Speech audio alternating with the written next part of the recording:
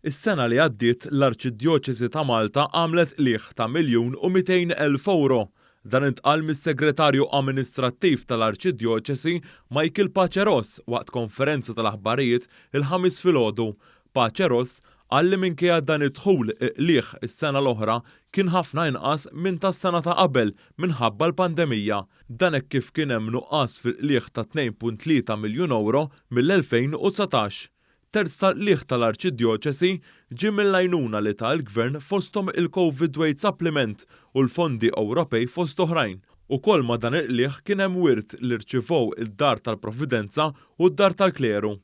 Huwa qal ukoll kif it-tnaqqis fit-turiżmu wassal biex id-dħul tal-Mużew tal-Katedral tal-Imdina u r-Rotunda tal-Mosta naqas b'80%. Naqsu wkoll id-donazzjonijiet fil-Knisja fosthom anke minħabba li ma kienx qed isir qudies fil-knejjes kawża tal-imxija.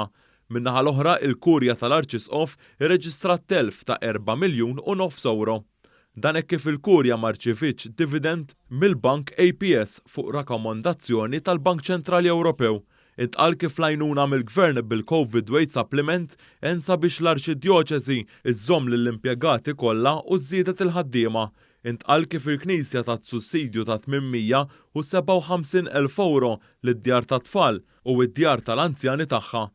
Paċeros qal kif il-prospetti għal din is-sena huma aħjar minn tas-sena l-oħra hekk kif fl-2021 il-Knisja se tirċievi id-dividend mill-Bank APS u s-sitwazzjoni mistennija tkun aħjar.